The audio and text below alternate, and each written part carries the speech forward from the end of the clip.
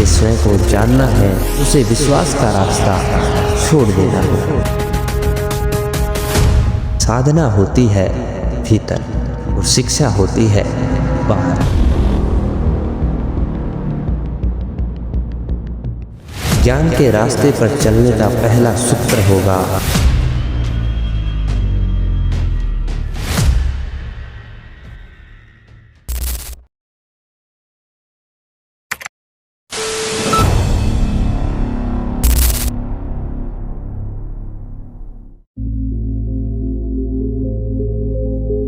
मनुष्य को हमने इधर 5000 वर्षों से श्रद्धा और विश्वास सिखाया है, विवेक और विचार नहीं। हम आदमी को सिखाते रहे हैं विश्वास करने के लिए, और जो आदमी विश्वास कर लेता है उस आदमी की सारी खोज बंद हो जाती है। जो आदमी विश्वास कर लेता है, श्रद्धा कर लेता है, मान लेता है या फिर स्वीकार कर लेता है, उसके भीतर से सारा अन्वेषण समाप्त हो जाता है। उसकी सारी इंक्वायरी, उसकी सारी खोज, सारी जिज्ञासा की मृत्यु हो जाती है। श्रद्धा सबसे बड़ी रुकावट है और पत्थर की तरह मनुष्य की आत्मा की खोज पर खड़ी हो जाती है। लेकिन हमें यह कहा जाता रहा है कि हम विश्वास करें, श्रद्धा करें, हम मान ले गीता को, कुरान को, बाइबल को, महावीर को या फिर बुद्ध को या कृष्ण को या किसी को भी, चाहे वह कोई हो, चाहे हिंदू हो, चाहे मुसलमान हो, चाहे ईसाई हो, उनकी बातों में कितना भी भेद हो, लेकिन एक बात पर दुनिया के सारे धर्म सहमत रहे हैं, वह ये है कि विश्वास करना जरूरी है। और विश्वास का मतलब क्या होगा? विश्वास का मतलब होता है अंधापन। विश्वास का मतलब होता है अपनी आँखों पर नहीं, किसी और की आँखों पर विश्वास कर लेना, किसी और की आँखों पर श्रद्धा कर लेना। विश्वास का मतलब होता है जो मैं नहीं जानता हूँ उसको मान लेना। विश्वास का अर्थ होता है खुद के विवेक और विचार का गला घोट देना। विश्वास सुसाइडल है, विश्वास आत्मघाती है, क्योंकि विश्वास यह कहता है कि अपने से बाहर श्रद्धा का कोई बिंदु है, चाहे वह राम हो, चाहे कृष्ण हो, चाहे बुद्ध हो, महावीर हो या गीता हो या फिर कुरान हो, चाहे कुछ भी, मेरे से बाहर कुछ है जो मुझे मान लेना है। और स्मरण रखें, जो व्यक्ति मान लेने को राजी हो जाता है वह कभी भी जान नहीं पाता, क्योंकि मानने का अर्थ ही है जानने की सारी चिंता, जानने की सारी आकांक्षा, जानने की सारी अभिप्यास छोड़ देना। मनुष्य के व्यक्तित्व के निर्माण में जो सबसे ज़्यादा आत्मज्ञान के विरोध में बात खड़ी हो गई है वे है उसके विश्वास, उसका बिलीफ, उसकी वे सिगरतियाँ जो उसने अनजाने में बिना खुद जाने अंगीकार कर ली हैं और मान ली हैं। तब वह अंधे की भांति किसी के पीछे चलने को राजी हो जाता है। तब वह सोचता नहीं, तब वह विचारता नहीं, तब वह संदेह नहीं करता, तब वह आंखें बंद कर लेता है, क्योंकि आंखें अगर खुली होगी तो विचार पैदा होगा, अगर खुली आँख होगी तो चिंतन पैदा होगा, अगर आँख खुली होंगी तो संदेह भी पैदा होगा। इसीलिए जिसे विश्वास करना है उसे आँख बंद कर लेनी होती है। आँख अगर बिल्कुल ही फूट जाए तो विश्वास पूरा हो जाता है। तब कोई संदेह पैदा नहीं होता, तब कोई विचार पैदा नहीं होता, कोई जिज्ञासा पैदा नहीं होती। तब जो भी कहा जाता है वह मान लिया जाता है, और ऐसे व्यक्ति को ही हम धार्मिक कहते रहे हैं। ऐसा व्यक्ति जरा भी धार्मिक नहीं है, और ऐसे धार्मिक व्यक्तियों की वजह से जमीन पर धर्म का अवतरण नहीं हो सका। ऐसे धार्मिक व्यक्तियों की वजह से दुनिया में अधर्म है, ऐसे धार्मिक व्यक्तियों की वजह से हिंदू तो पैदा हो सका, मुसलमान तो पैदा हो सका, ईसाई और जैन तो पैदा हो सके, लेकिन धर्म पैदा नहीं हो सका। धर्म हजार हो सकते हैं, धर्म अनेक हो सकते हैं, धर्म बहुत हो सकते हैं। अगर धर्म सत्य है तो केवल एक ही हो सकता है। हिंदुओं की केमिस्ट्री अलग नहीं होती, हिंदुओं की फिजिक्स मुसलमानों की फिजिक्स से अलग नहीं हो सकती, ईसाइयों का गणित जैनियों के गणित से अलग नहीं हो सकता। अगर पदार्थ के नियम एक हैं, यूनिवर्सल हैं, तो आत्मा के नियम अनेक कैसे हो सकते हैं? अगर जड़ पदार्थ के नियम भी सार्वलौकिक हैं, तो परमात्मा के नियम भिन्न और अलग अलग कैसे हो सकते हैं? लेकिन जमीन पर कोई 300 धर्म हैं और एक दूसरे के शत्रु भी हैं। इन 300 धर्मों के खड़े होने का आधार क्या है? ये किस बुनियाद पर खड़े हुए हैं? अगर सोच विचारशील मनुष्य होता तो दुनिया में धीरे धीरे एक ही धर्म रह जाता। उसका कोई नाम नहीं होता, उसका हिंदू मुसलमान नाम नहीं हो सकता था, क्योंकि नामों की ज़रूरत तभी तक है जब तक धर्म बहुत हो। अगर एक ही नियम शेष रह जाए तो नामों की कोई ज़रूरत नहीं है। और सच्चाई ये है कि न तो परमात्मा का कोई नाम है और न धर्म का कोई नाम है, लेकिन नामों वाले धर्मों के कारण उस बेनाम धर्म को खोजना असंभव हो गया। उस नामों वाले धर्म के खड़े होने का आधार क्या है? आधार है विश्वास। इसलिए हिंदू मुसलमान के कितने ही विरोध में हो, ईसाई हिंदू के कितने ही विरोध में हो, लेकिन एक बात पर वे सब सहमत हैं कि विश्वास लाओ, विश्वास करो। विचार विद्रोही है, इसलिए विचार से सभी को डर लगता है। विचार संदेह पैदा करता है, डाउट पैदा करता है, इसलिए विचार से सभी को भय है। विचार मत करो, स्वीकार करो, संदेह मत करो, श्रद्धा करो। यह शिक्षा रही है और इस शिक्षा का परिणाम यह होता है कि मनुष्य के भीतर जो सोया हुआ विवेक है उसके जागने पर ताले पड़ जाते हैं। उसके जागरण के आसपास दीवारें खड़ी हो जाती है। उस विवेक के जागने का कोई कारण नहीं रह जाता।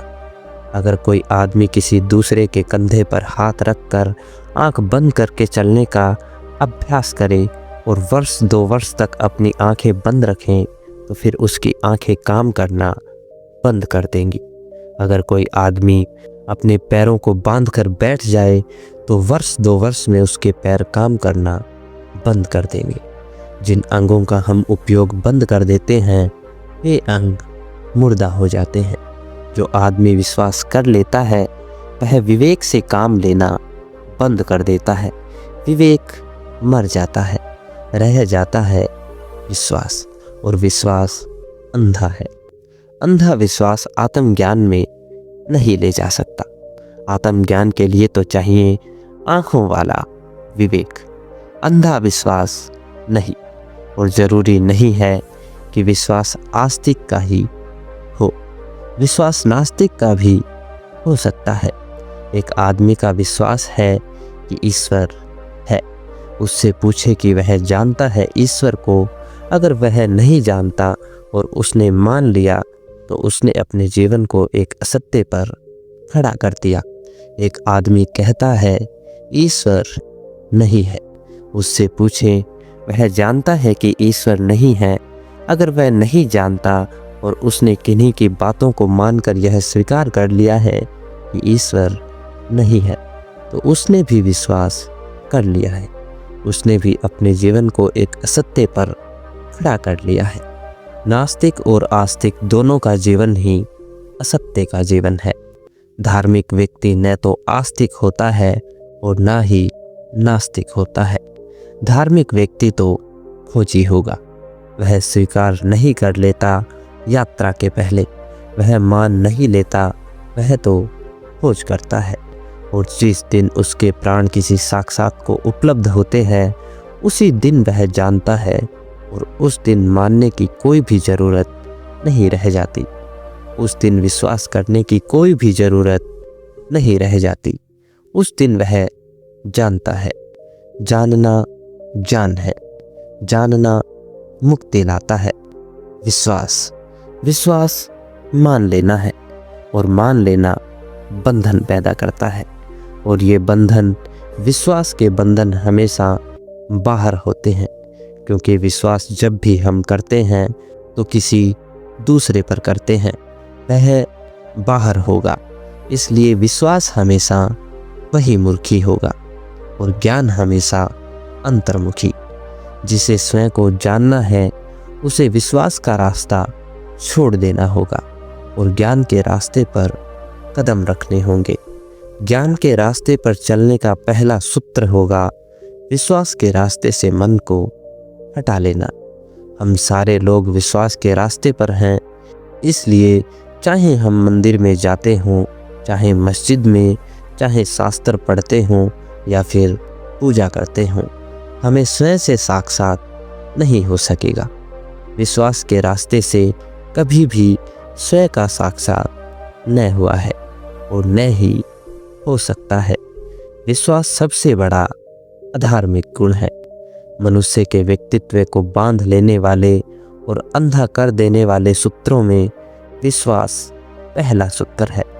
इसके पहले कि मैं दूसरे सूत्र की बात करूं, मैं एक बार पुनः आपको यह स्पष्ट कर दूं कि नास्तिक भी विश्वासी होता है और आस्तिक भी विश्वासी होता है। इसलिए यह न सोच लें कि मैं विश्वास छोड़ने को कहकर नास्तिकता सिखा रहा हूँ। नास्तिक भी विश्वासी होता है और आस्तिक भी विश्वासी होता है, क्योंकि दोनों ही नहीं जानते और न जानने में जो भी स्वीकार कर लिया जाता है वह अंधा कर देता है। इसलिए ज्ञान के रास्ते पर पहली बात यह जान लेना ज़रूरी है कि मैं नहीं जानता हूँ, और इस न जानने की स्थिति में कोई भी विश्वास करना खतरनाक होता है, क्योंकि विश्वास से यह भ्रम पैदा होता है, न जानते हुए भी यह भ्रम पैदा होता है कि मैं जानता हूँ। मैं एक छोटे से अनाथालय में गया था और वहाँ के संयोजकों ने मुझे कहा कि हम अपने अनाथालय में बच्चों को धर्म की शिक्षा दे रहे हैं। मैंने उनसे कहा कि जहाँ तक मेरी समझ है, धर्म की कोई शिक्षा नहीं हो सकती। धर्म की साधना तो हो सकती है, परंतु धर्म की शिक्षा नहीं हो सकती, क्योंकि साधना होती है भीतर और शिक्षा होती है बाहर। तो विज्ञान की तो शिक्षा हो सकती है, किंतु धर्म की कोई शिक्षा नहीं हो सकती। फिर भी आप क्या शिक्षा देते हैं, मैं जानना चाहूँगा। वे मुझे अपने बच्चों के पास ले गए और उन्होंने कहा, आप इन बच्चों से पूछें तो आपको पता चल जाएगा। मैंने उनसे ही निवेदन किया कि वे ही पूछें, मैं सिर्फ सुनूंगा। 100 के करीब बच्चे थे। उन्होंने उनसे पूछा, बच्चों बताओ क्या ईश्वर है? उन सारे बच्चों ने हाथ उठाए और कहा, हाँ ईश्वर है। उन बच्चों को सिखा दिया गया कि ईश्वर है।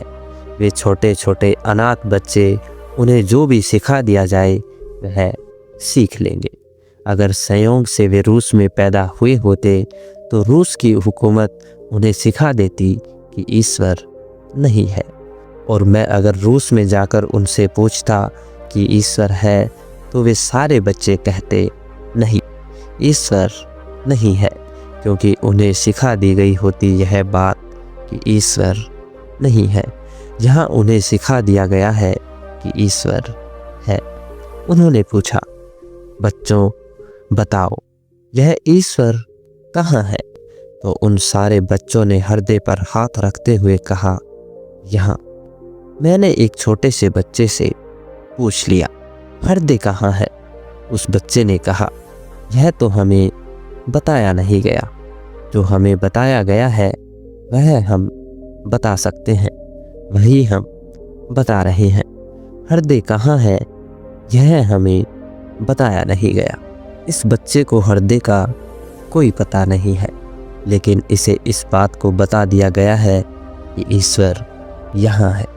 उसने सीख भी लिया है इस बचपन की अवस्था में, जबकि विचार का अभी कोई विकास भी नहीं हुआ। सारे धर्मों के लोग बच्चों के साथ जो अन्याय करते हैं उसका हिसाब लगाना कठिन है, जबकि विचार का कोई जन्म भी नहीं हुआ। तब हम उन्हें जो भी सिखा दें वह उनके चित्त में गहरा होकर बैठ जाएगा और जीवन भर वे उसी को दोहराते रहेंगे, इस भांति जैसे कि वह सब जानते हैं जबकि वे जानते नहीं हैं। वे बच्चे बड़े हो जाएंगे और जब उनके जीवन में कभी प्रश्न उठेगा कि ईश्वर है, तो बचपन से सीखी गई बात उनके भीतर से कहेगी, हाँ ईश्वर है। यह सीखी हुई बात। और जब प्रश्न उठेगा कि ईश्वर कहाँ है, तो उनके हाथ मशीनों की तरह उठ जाएंगे और हृदय पर पहुंच जाएंगे और वे कहेंगे, यहाँ। यह हाथ झूठा है, यह हाथ जो उठ रहा है यह सच्चा नहीं है। इस बच्चे का कोई भी अनुभव नहीं है कि ईश्वर है या नहीं है, और अगर है भी तो कहाँ है। लेकिन बचपन से दोहराई गई बात, बहुत बार दोहराई गई बात, दूसरों के द्वारा सिखाई गई बात, वो यह भूल जाएगा कि यह बात मैं जानता नहीं हूँ, और तब अज्ञान तो होगा ही। ऊपर से झूठा ज्ञान चिपक जाएगा जो इसे जीवन भर धोखा देगा। हम सभी भी ऐसे ही बच्चे हैं जो इसी तरह की बातों को सीखकर बड़े हो गए हैं। इसके पहले कि कोई सत्य की खोज में विचार करें, स्वयं को जानने के लिए उत्सुक हो या परमात्मा की खोज में निकले, उसे अपने से बहुत गहरे में एक बार पूछ लेना चाहिए कि जो मैं जानता हूँ वह कहीं मैंने सीखा हुआ तो नहीं है।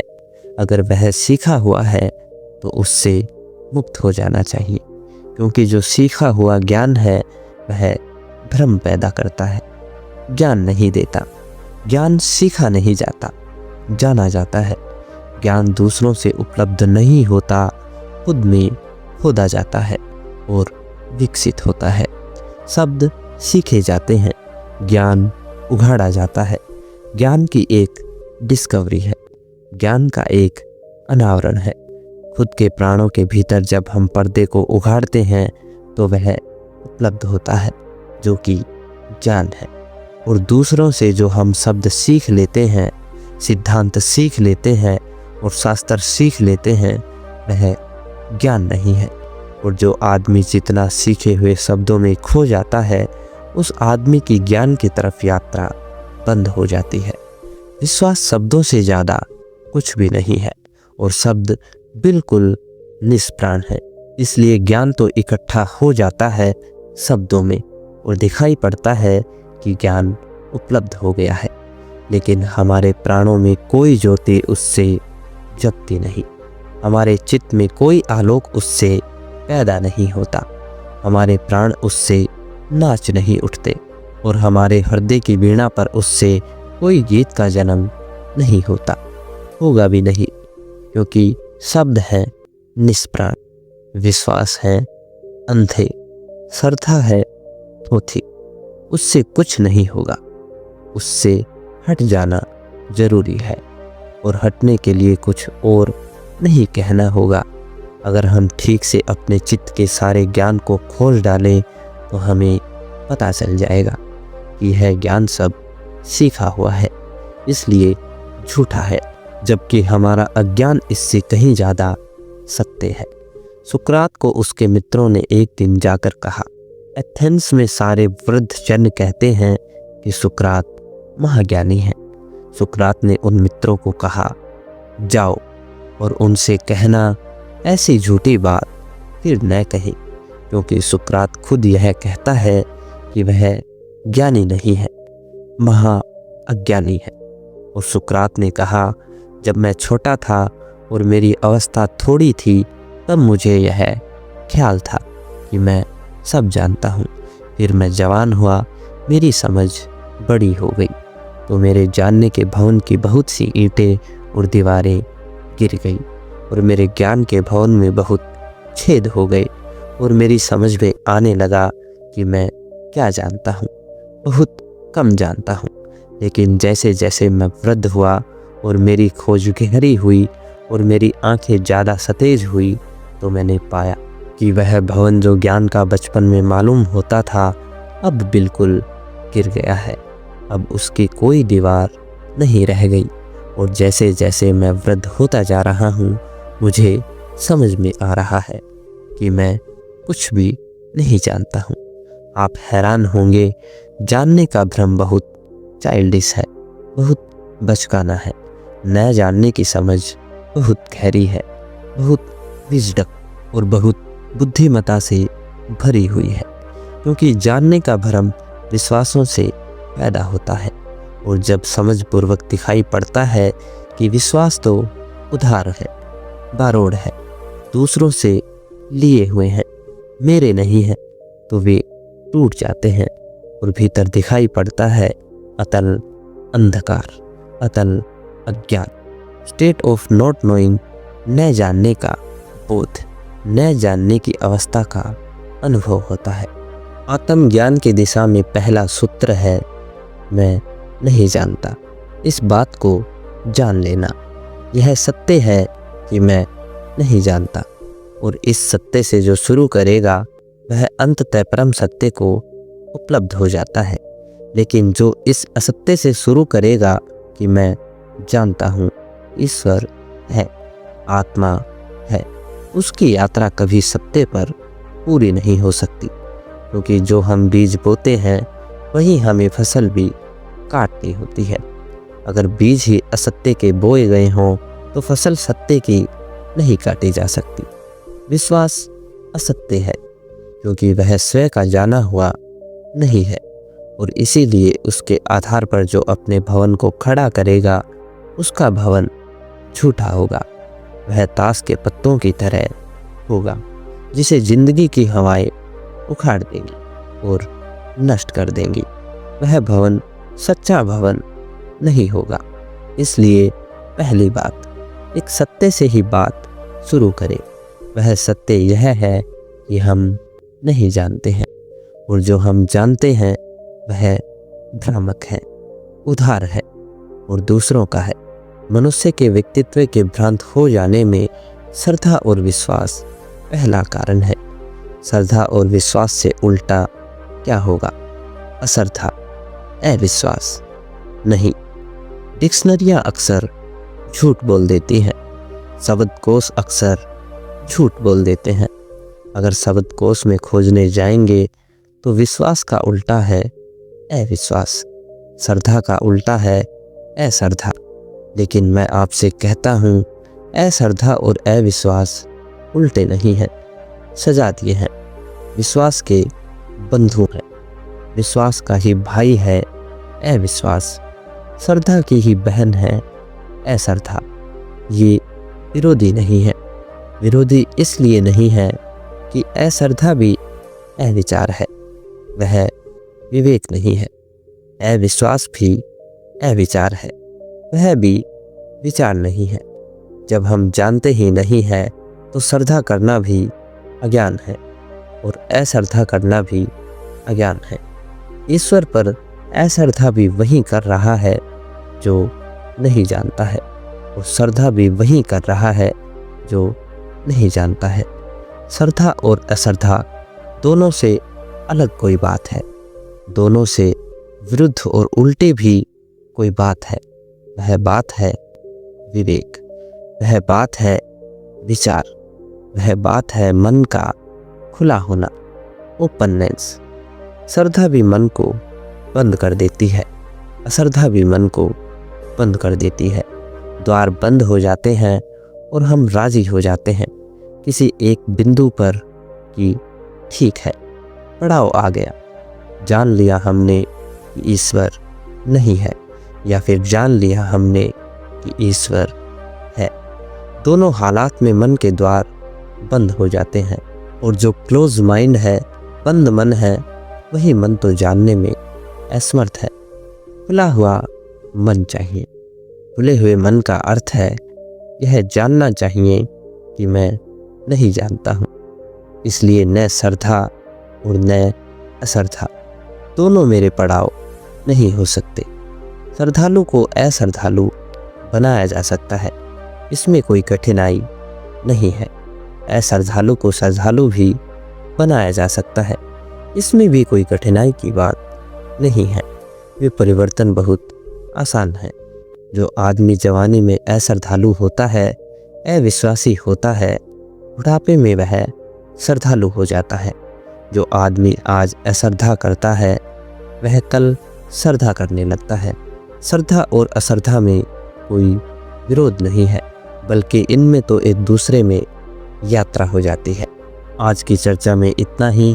आपने मेरी बातों को इतनी शांति और मौन से सुना, उसके लिए बहुत बहुत अनुग्रहित हूँ। अंत में आपके भीतर बैठे परमात्मा को मेरा प्रणाम। कृपया मेरा प्रणाम स्वीकार करें।